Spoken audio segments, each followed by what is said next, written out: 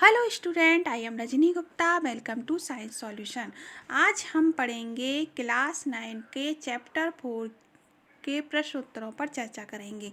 अगर आपने इससे पहले वाला वीडियो नहीं देखा तो आप उसको देखना, जिससे उसमें मैंने इस चैप्टर को समझाया है, तो इससे आपको ये वाले वीडियो के प्रश्न उत्तर बहुत अच्छी तरीके से समझ में आएंगे। अगर आपने मेरे चैनल को सब्सक्राइब नहीं किया है तो बिल्कुल कीजिएगा, जिससे आने वाले नेक्स्ट वीडियो के नोटिफिकेशन समय पर मिलते रहें। पहला प्रश्न है, कैनाल किरणें किसे कहते हैं? तो कैनाल किरणें क्या होती है? धनावेशित विकिरण है जो एनोड से कैथोड की ओर चलती हैं, जिन्हें हम एनोड किरणें भी कहते हैं। और कैनाल किरणों के कारण ही धन आवेशित अपरमाणुक कण प्रोटॉन की खोज हुई। इसी के कारण हुई प्रोटॉन की खोज। अब दूसरा प्रश्न है, यदि किसी परमाणु में एक इलेक्ट्रॉन और एक प्रोटॉन है तो इसमें कोई आवेश होगा? नहीं होगा। अगर एक प्रोटॉन है, अगर प्रत्येक इलेक्ट्रॉन पर एक इकाई ऋण आवेश और प्रत्येक प्रोटॉन पर एक इकाई अगर धन आवेश होता है तो आवेशों की संख्या समान है, परंतु विपरीत होने के कारण परमाणु पर कोई आवेश नहीं होगा। वो कैसा हो जाएगा? उदासीन हो जाएगा। ठीक है। अब आते हैं प्रश्न संख्या 56 के प्रश्नोत्तरों पर चर्चा करते हैं। तो पहला प्रश्न है कि परमाणु उदासीन है, इस तथ्य को थॉमसन के मॉडल के आधार पर स्पष्ट कीजिए। थॉमसन का जो मॉडल अपन ने पढ़ा था, सबसे पहले थॉमसन ने ही दिया था मॉडल परमाणु की संरचना के बारे में। आप बिल्कुल ध्यान रखना, कोई अगर आपसे पूछे सबसे पहला मॉडल किसका था परमाणु संरचना के बारे में, तो वो थॉमसन का था। ठीक है। तो इन्होंने बताया था परमाणु धन आवेशित गोले का बना होता है, जिसमें इलेक्ट्रॉन कैसे होते हैं? फंसे होते हैं। ऋणात्मक और धनात्मक आवेश आपस में कैसे समान होते हैं, इसलिए विद्युत रूप से कैसे होते हैं? उदासीन होते हैं। धन आवेशित गोला, इन्होंने खरबूज की संख्या बताई थी। ये खरबूज है, खरबूज का जो लाल रंग होता है, आपने खाया होगा तरबूज, जिसे अपन वाटरमेलन कहते हैं इंग्लिश में। तो जो लाल भाग होता है वो धन आवेशित होता है, और उसके जो बीज होते हैं वो क्या होते हैं? इलेक्ट्रॉन होते हैं। तो ये थॉमसन का परमाणु मॉडल था। फिर उसके बाद रदरफोर्ड के परमाणु मॉडल के अनुसार परमाणु के नाभिक में कौन सा अपरमाणु कण विद्यमान है? तो रदरफोर्ड के परमाणु मॉडल के अनुसार परमाणु का जो केंद्र होता है धनावेशित होता है, जिसे अपन नाभिक कहते हैं। इसलिए नाभिक में अपरमाणु का प्रोटॉन विद्यमान होता है। प्रोटॉन मतलब स्थित होता है, प्रोटॉन कैसा होता है? धनावेशित होता है। तो प्रोटॉन पर धनावेश का होता है और इलेक्ट्रॉन पर ऋण आवेश होता है। तो बच्चे आप ध्यान रखना। 3 कक्षा वाले बोर के परमाणु मॉडल का चित्र बनाओ। तो ये पेपर में बहुत आता है 3 कक्षा वाले। तो अपन ने 4 कक्षाएं पढ़ी थी, के, एल, एम और एन। पहली कक्षा के, दूसरी कक्षा एल और तीसरी कक्षा एम और चौथी कक्षा एन। तो ये पहली कक्षा के है, जिसमें 2 रहते हैं, एल दूसरी कक्षा है और एम तीसरी कक्षा। तो ये चित्र है, ये चित्र बहुत आता है। तो पहली कक्षा में 2 आते हैं, दूसरी में 8, तीसरी में 18। इसी प्रकार के अल्फा कणों के विकिरण का प्रयोग सोने के अतिरिक्त दूसरी धातु की पन्नी से संभव होगा? हाँ, अल्फा कणों का जो विकिरण किसी भी धातु की पन्नी से संभव है। परिणाम वही प्राप्त होगा, क्योंकि सभी धातुओं के परमाणुओं की संरचना जो होती है वो एक जैसी होती है। अब आते हैं प्रश्न पेज संख्या 56 के प्रश्न उत्तरों पर डिस्कस करते हैं। परमाणु के 3 अब परमाणु कणों के नाम लिखिए। तो क्या है? पहला इलेक्ट्रॉन है, दूसरा प्रोटॉन है, तीसरा न्यूट्रॉन। तो परमाणु के अंदर 3 कण है, इलेक्ट्रॉन, प्रोटॉन और न्यूट्रॉन, और नाभिक में प्रोटॉन प्लस न्यूट्रॉन। अब हीलियम, अगला प्रश्न है, हीलियम परमाणु का जो द्रव्यमान है 4u है, उसके नाभिक में 2 प्रोटॉन होते हैं, तो कितने न्यूट्रॉन होंगे? हीलियम परमाणु का द्रव्यमान 4 मतलब 4u है। तो ये 4u है। अपन को पता है परमाणु द्रव्यमान ज्ञात करने के लिए न्यूट्रॉन प्लस प्रोटॉनों की संख्या। तो न्यूट्रॉन की संख्या 2 है, तो न्यूट्रॉन की संख्या 2, तो 4 प्रोटॉन की जो प्रोटॉन की संख्या है, न्यूट्रॉन प्लस प्रोटॉन की संख्या कितनी? 4 है ना। 4 है प्लस, और न्यूट्रॉन की संख्या 2 है, तो 4 में से 2 को लेस किया तो 2। तो हीलियम परमाणु में न्यूट्रॉनों की संख्या कितनी हो गई? 2। मतलब अपन को पता है परमाणु द्रव्यमान होता है वो प्लस होता है न्यूट्रॉन और प्रोटॉन की संख्या। तो न्यूट्रॉन प्रोटॉन की संख्या कितनी? 4 है। ठीक है। और अपन को पता है न्यूट्रॉन की जो संख्या है अपन को ज्ञात करनी है। तो प्रोटॉन की संख्या इसमें कितनी है? 2 है ना। ये लिखा है ना 2। तो अपन ने जब फॉर्मूला लगा दिया न्यूटन की तो न्यूटन की संख्या को अपन ने अलग किया तो 4 - 2 तो 2 आंसर आ गया। अगला नेक्स्ट क्वेश्चन है कार्बन परमाणु सोडियम के परमाणु के इलेक्ट्रॉन वितरण बताना है। तो इलेक्ट्रॉन वितरण मैंने आपको समझाया ही था। कार्बन परमाणु की संख्या 6 है तो प्रोटॉन की संख्या की भी कितनी होगी 6। तो प्रोटॉन की संख्या 6 तो इलेक्ट्रॉनों की संख्या भी 6 होगी। तो इलेक्ट्रॉन वितरण करेंगे तो आपको पता है पहली कक्षा जिसे अपन के कहते हैं इसमें 2 आते हैं। दूसरी कक्षा जिसे एल कहेंगे तो 2 चलेगा, 6 में से 2 गए तो 4 बचे, दूसरी कक्षा में 4 आएंगे। ठीक है, ये बहुत सॉरी ये बहुत आता है। अगला है सोडियम। सोडियम की परमाणु संख्या 11, इलेक्ट्रॉनों की संख्या भी 11 तो इसका वितरण भी अपन करें। पहली कक्षा में 2 आएंगे, दूसरी कक्षा में 8 आएंगे और तीसरी कक्षा में 1। तो के एल एम मतलब के पहली कक्षा है, दूसरी एल है और एम तीसरी कक्षा है। तो बच्चों ये किसका है, बोर बरी के मॉडल के अनुसार है।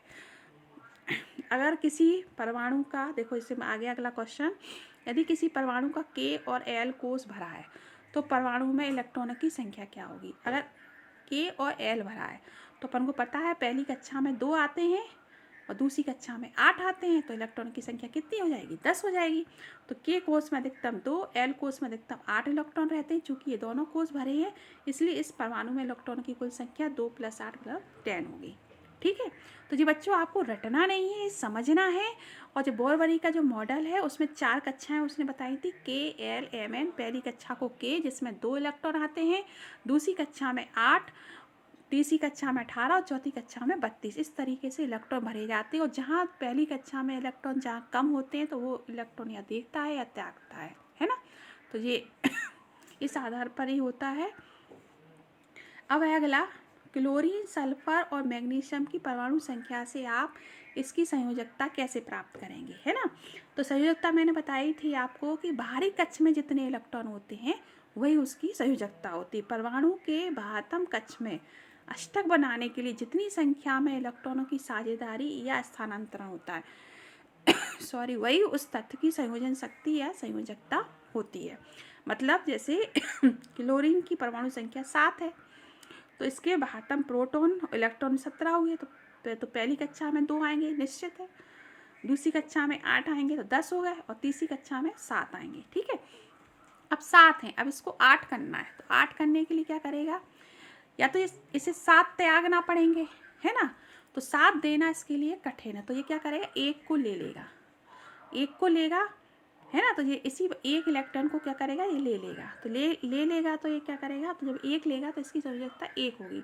Cl के बाह्यतम कोष में 7 इलेक्ट्रॉन, इसे अष्टक पूर्ण करने के लिए 1 इलेक्ट्रॉन ग्रहण करना है ताकि निकटतम अक्रिय गैस इलेक्ट्रॉनिक विन्यास प्राप्त कर सके। तो Cl की संयोजकता 8 - 7 = 1 कितनी हुई 1। इसी प्रकार सल्फर की अपन इसका वितरण कर देंगे तो क्या हो जाएगा, सल्फर की परमाणु संख्या 16 तो इलेक्ट्रॉन जो परमाणु संख्या जो होगी तो वही प्रोटॉनों की संख्या होगी वही इलेक्ट्रॉन की संख्या होगी। तो पहली कक्षा में 2, दूसरी में 8 और तीसरी में 6। अब इसे 8 अष्टक पूर्ण करने के लिए कितने की आवश्यकता है, 2 की आवश्यकता है। तो इसकी जो संयोजकता होगी क्या होगी, 2 होगी। ये मैंने आपको चैप्टर जब समझाया था उसमें समझाया है। इसी प्रकार मैग्नीशियम की परमाणु संख्या 12 है तो इलेक्ट्रॉन की संख्या वही 12, प्रोटॉन की संख्या 12 सॉरी, पहली कक्षा में 2 आ जाएंगे, दूसरी में 8 और तीसरी में 2। ठीक है, अब इसे अष्टक पूर्ण करने के लिए या तो 6 लेगा या 2 को त्याग देगा, है ना।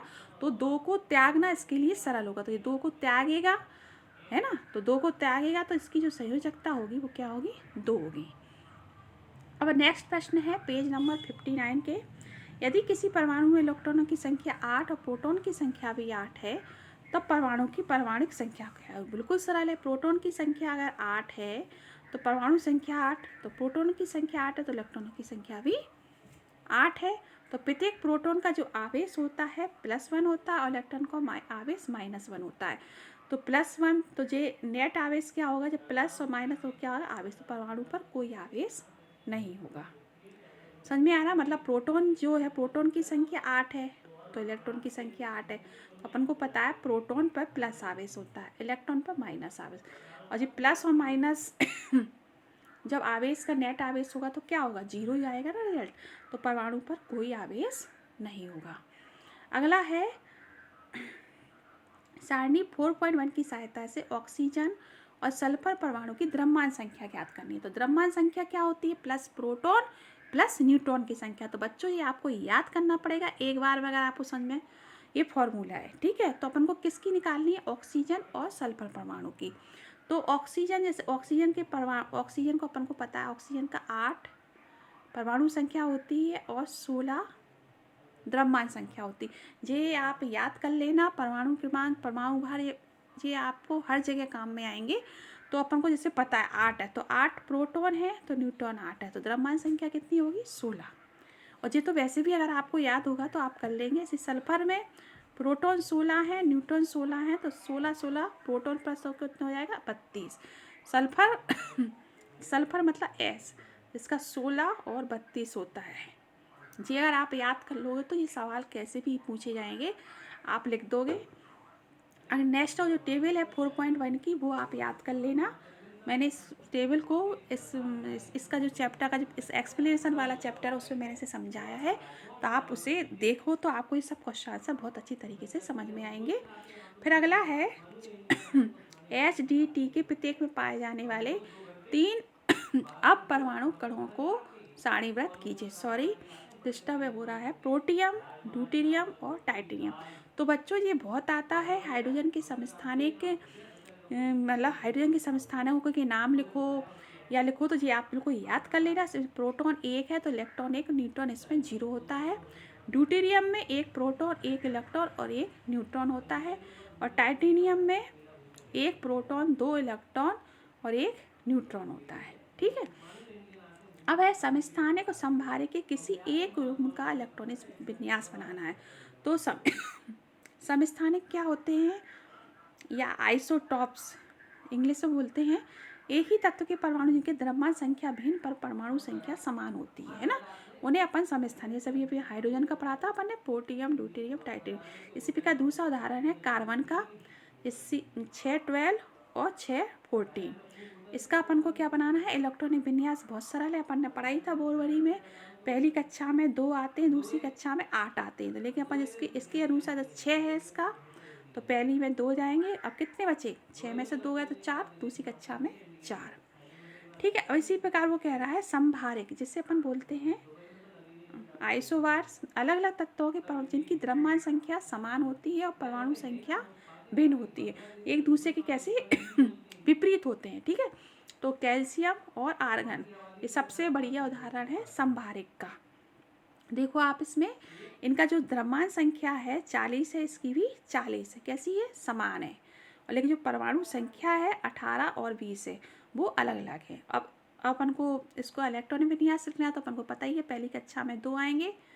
अब जैसे 20 को डिवाइड करना है, तो पहली में 2, दूसरी में 8, अब तीसरी में 18 आते हैं, लेकिन 18 तो डिवाइड होंगे तो अपन 8 ले सकते हैं, तो तीसरी में 8, अब कितने बचे अपने? 2, तो चौथी कक्षा में 2 आएंगे, ठीक है। ऐसे ही नेक्स्ट आर्गन का, पहली कक्षा में 2, दूसरी में 8 और तीसरी में 8। तो ये इलेक्ट्रॉनिक विन्यास भी आप समझ लेना, जो बहुत आता है पेपरों में। अब अगला है प्रश्न, इलेक्ट्रॉन, प्रोटॉन, न्यूट्रॉन के गुणों की तुलना करना है। तो सबसे पहले अपन प्रतीक लिखेंगे, इलेक्ट्रॉन को E नेगेटिव से, P प्लस से, और न्यूट्रॉन को N से प्रकट करते हैं। आपेक्षिक द्रव्यमान H परमाणु का 1/2000वां भाग नग्न 1 H के 1 परमाणु के बराबर होता है, ये भी H के 1 परमाणु के बराबर होता है। आपेक्षिक आवेश इसमें -1, इसमें +1 और इस पर कोई आवेश नहीं। परमाणु में स्थिति, ये नाभिक के बाहर होते हैं, ये नाभिक में होते हैं, प्रोटॉन प्लस न्यूट्रॉन। निरपेक्ष आवेश, इसे एब्सोल्यूट चार्ज कहते हैं, इसका होता है 1.6 10⁻⁻19, इसका भी यही रहता है, और ये उदासीन होता है। निरपेक्ष द्रव्यमान इसका 9 10⁻⁻28, इसका 1.6 10⁻⁻24, 1.6 10⁻⁻124 जी। तो बच्चों ये अंतर भी बहुत आता है पेपरों में, इलेक्ट्रॉन, प्रोटॉन, न्यूट्रॉन के गुणों की तुलना करना, तो ये आप याद कर लेना। और इनकी एक खोज के बारे में भी लिखना है, ऐसा पॉइंट नहीं है कि इलेक्ट्रॉन की खोज किसने की थी? थॉमसन ने, प्रोटॉन की गोल्डस्टीन ने, और न्यूट्रॉन की चैडविक ने। नेक्स्ट है जे थॉमसन के परमाणु मॉडल की क्या सीमा है? तो क्या सीमा है जे थॉमसन के? तो मतलब सीमा है। तो जे थॉमसन के मॉडल परमाणु के उदासीन होने की व्याख्या हुई, परंतु दूसरे वैज्ञानिकों द्वारा किए गए प्रयोग के परिणामों को इस मॉडल के द्वारा समझाया नहीं जा सका। कौन सा? जे थॉमसन का। जे थॉमसन ने परमाणु को उदासीन होने की व्याख्या की, पर दूसरे वैज्ञानिक द्वारा किए गए प्रयोग के परिणामों में इसको नहीं समझा जा सका। और अगला रदरफोर्ड का जो अल्फा कण विकिरण प्रयोग में ज़्यादातर अल्फा कण सीधे क्यों निकल गए, कुछ अल्फा कण छोटे से कोण से क्यों विक्षेपित हुए, बहुत कम कण वापस क्यों आ गए, इन प्रश्नों की व्याख्या करने में भी ये मॉडल कौन सा? जे थॉमसन असफल रहा। ठीक है।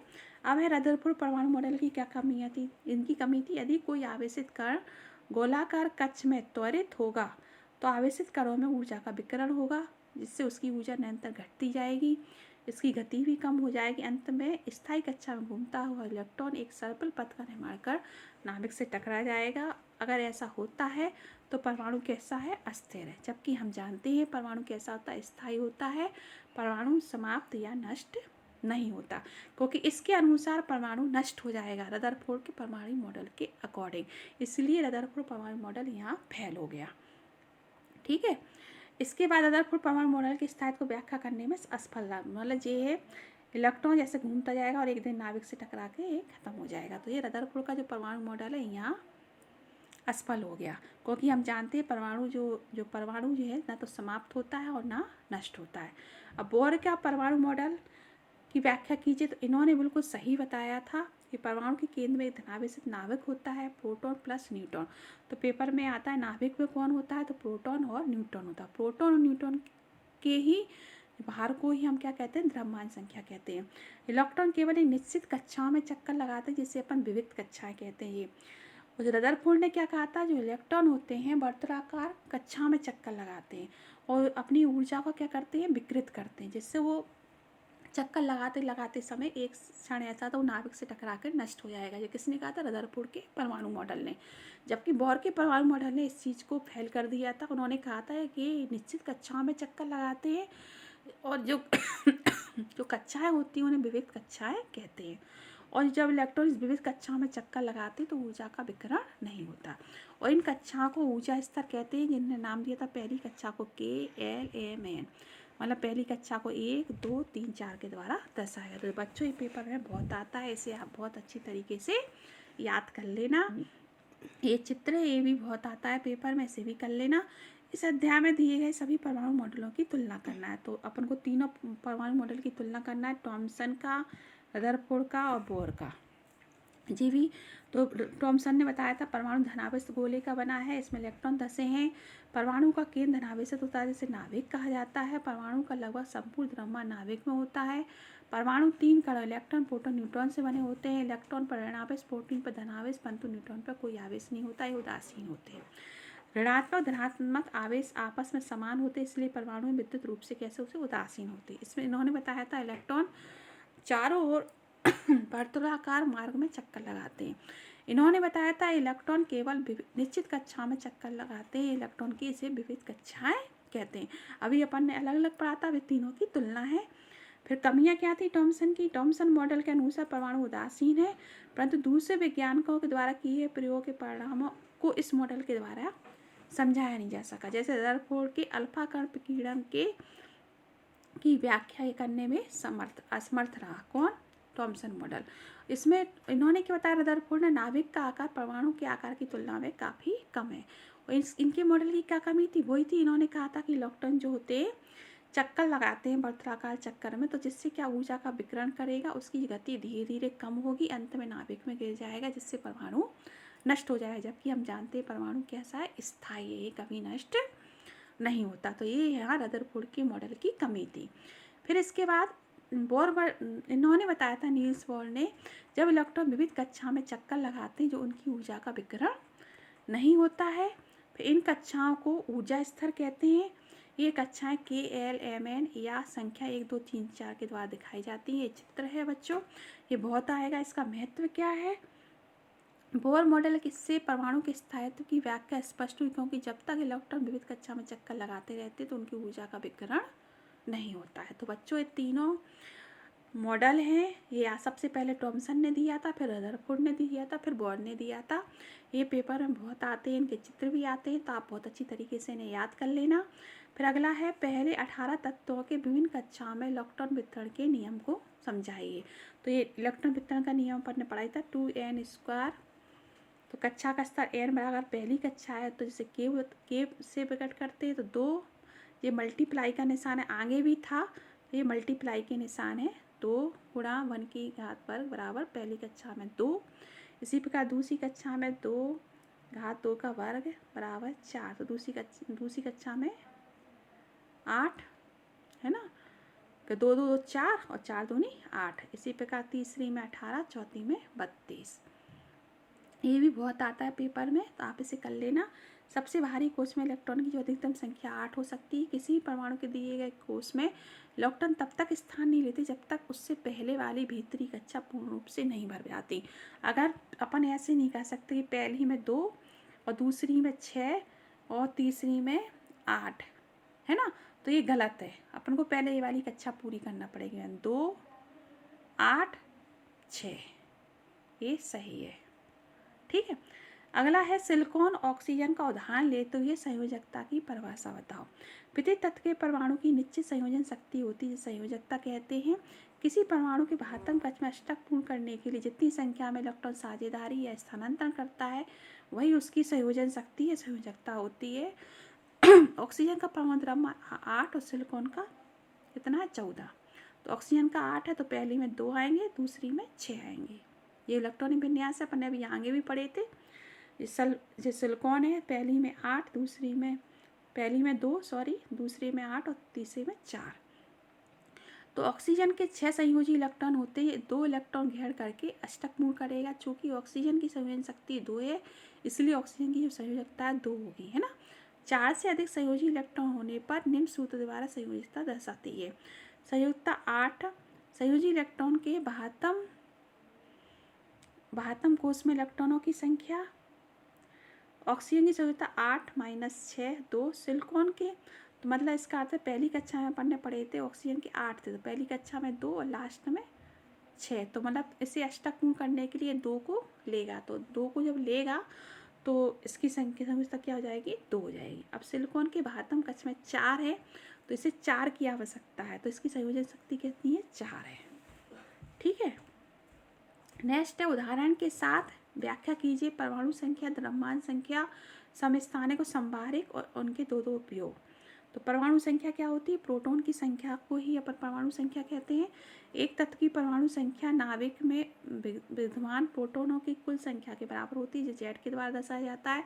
हाइड्रोजन के लिए जेड बराबर 1, तो हाइड्रोजन परमाणु के नाभिक में 1 प्रोटॉन है और सोडियम परमाणु की संख्या जेड बराबर 11। सॉरी। अगला है द्रव्यमान संख्या। द्रव्यमान संख्या क्या होती है, प्रोटॉन प्लस न्यूट्रॉन की संख्या को कुल योग को द्रव्यमान संख्या कहा जाता है। उदाहरण के लिए कार्बन की द्रव्यमान संख्या 12 U है, क्योंकि इसमें 6 प्रोटॉन और 6 न्यूट्रॉन है। 6U + 6U बराबर 12U। फास्फोरस की द्रव्यमान संख्या 31U है, इसे प्रोटॉन की संख्या 15, न्यूट्रॉन की 16, तो मिला के 31। मतलब कुल मिला के द्रव्यमान संख्या होती है प्रोटॉन प्लस न्यूट्रॉन की संख्या। ये सारणी मैंने उस चैप्टर समझाया था उसमें दी है, तो आप उससे याद कर लेना। समस्थानिक क्या होते हैं, एक ही तत्व के परमाणु जिनकी परमाणु संख्या समान लेकिन द्रव्यमान संख्या भिन्न भिन्न होती है वो समस्थानिक कहलाते हैं। जैसे हाइड्रोजन के 3 समस्थानिक, प्रोटियम, ड्यूटेरियम, टाइटेनियम। प्रत्येक की द्रव्यमान संख्या परमाणु संख्या 1 है और द्रव्यमान संख्या 1 2 3 है। इसी प्रकार कार्बन के 2 समस्थानिक C12 और 6 और अगला C6 और 14, मतलब 12 और 14 क्या है, ये द्रव्यमान संख्या है। संभारक इसमें गलत लिखा है, ऐसे लिखते हैं 6 12 6 और 14, ठीक है। अगला है संभारक। संभारक क्या होते हैं, संभारक विभिन्न तत्वों के वे परमाणु होते हैं जिनकी द्रव्यमान संख्या समान होती है लेकिन परमाणु संख्या अलग अलग होती है। जैसे कैल्शियम और आर्गन, इनकी परमाणु संख्या 20 और 18 जबकि द्रव्यमान संख्या कैसी है 40 है। इसी प्रकार कैल्शियम और आर्गन ये क्या है, संभारक है। इनके उपयोग क्या है, कैंसर के उपचार में कोबाल्ट के समस्थानिक का प्रयोग होता है।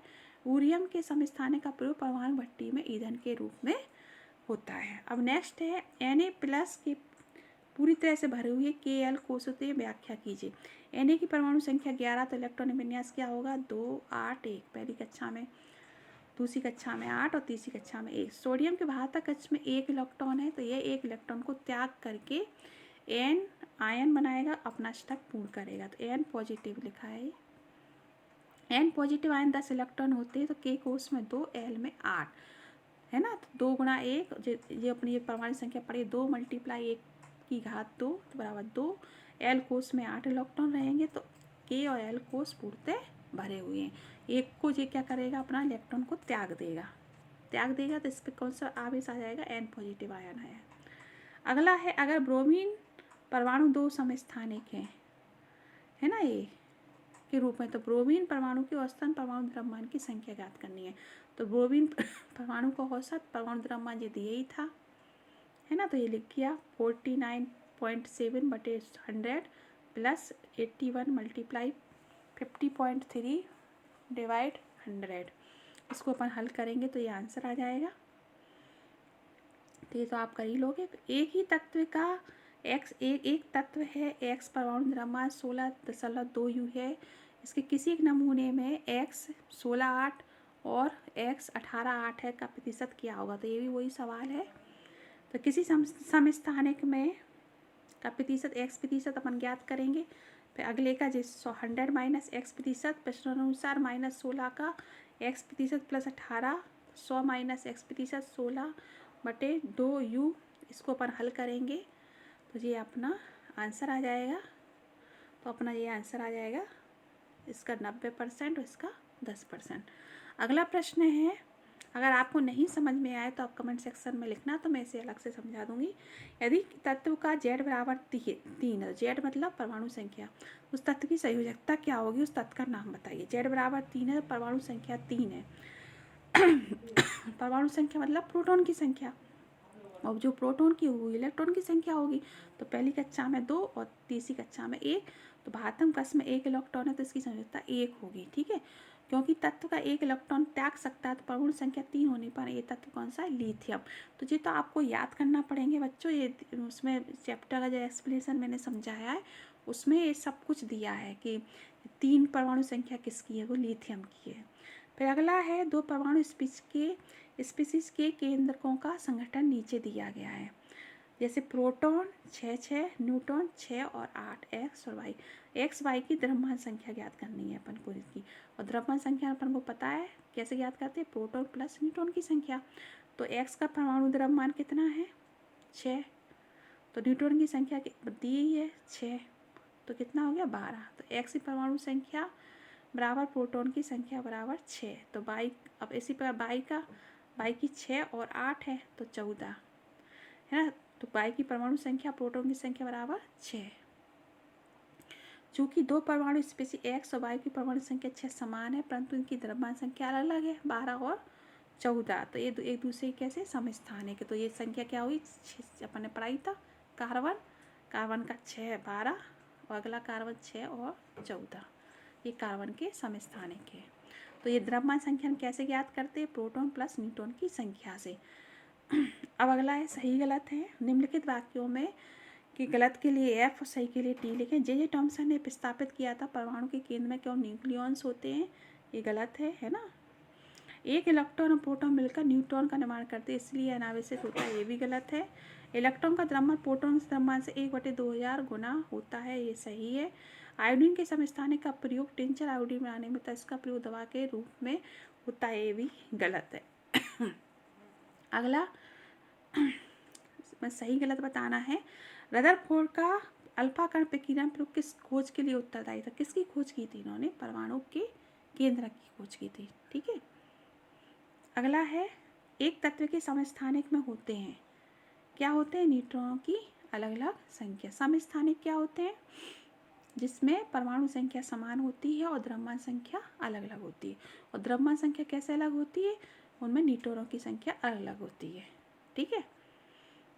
जैसे एक उदाहरण भी दे देती हूँ, जैसे अपना था सोडियम 11 23, तो 11 प्रोटॉन की संख्या है और 11 ही इलेक्ट्रॉन की संख्या है ना। लेकिन न्यूट्रॉन की संख्या कैसी है, 12 है। तो 11 + 12 जब जोड़े तो द्रव्यमान संख्या बनी 23। तो न्यूट्रॉनों की संख्या अलग अलग होती है। ये 4.1 जो सारणी जो किताब का जब मैंने चैप्टर समझाया है उसमें ये न्यूट्रॉनों की संख्या आपको समझ में आ जाएगी। Cl नेगेटिव आयन में संयुक्त इलेक्ट्रॉनों की संख्या कितनी है, 17। ठीक है। सोडियम का सही इलेक्ट्रॉनिक विन्यास कौन सा है, तो सोडियम का सही क्या है, सोडियम अपन जानते Na होता है जिसका 11 परमाणु संख्या होती है। तो पहली कक्षा में 2, दूसरी में 8 और लास्ट वाला सही होगा। निम्न सारणी को पूरा करो।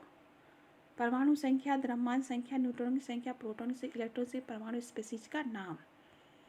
तो परमाणु संख्या 9 है, तो द्रव्यमान संख्या 19, न्यूट्रॉन की संख्या 10, प्रोटॉन की संख्या 9, इलेक्ट्रॉन की संख्या 9, फ्लोरीन। परमाणु संख्या का 16, द्रव्यमान संख्या 32, न्यूट्रॉनों की संख्या 16, प्रोटॉनों की संख्या 16, इलेक्ट्रॉनों की संख्या 16 और सल्फर। परमाणु संख्या 12, द्रव्यमान संख्या 24, न्यूट्रॉन की संख्या 12, प्रोटॉनों की संख्या 12, इलेक्ट्रॉनों की संख्या 12, मैग्नीशियम। परमाणु संख्या 1, द्रव्यमान संख्या 9, न्यूट्रॉन प्रोटॉन सब 1 1 हैं, तो ड्यूटेरियम। परमाणु संख्या 1, द्रव्यमान संख्या 1, न्यूट्रॉनों की संख्या 0, प्रोटॉन की संख्या 1, इलेक्ट्रॉन की संख्या 0, ये हाइड्रोजन आयन। तो ये टेबल भी मैंने उस चैप्टर में समझाई है, जब इस चैप्टर को मैंने समझाया है। 4.1 टेबल है ये। तो आप इसे कल उस टेबल को याद कर लोगे तो ये आप आसानी से कर सकते, मतलब एक एक क्लू दिया है तो 16 32 ये आपको याद करना पड़ेंगे, तो ये आपको याद हो जाएंगे। बच्चों ये चैप्टर पूरा हो गया, आपको समझ में आ गया होगा। कहीं भी कोई भी शब्द अगर आपको समझ में नहीं आया कमेंट सेक्शन में लिखना, मैं सभी के प्रश्नों के उत्तर देने की पूरी कोशिश करूँगी। अगर आपने मेरे चैनल को सब्सक्राइब नहीं किया तो बिल्कुल कीजिएगा, जिससे आने वाले नोटिफिकेशन आपको समय पर मिलते रहें। घर पर रहें, सुरक्षित रहें। धन्यवाद।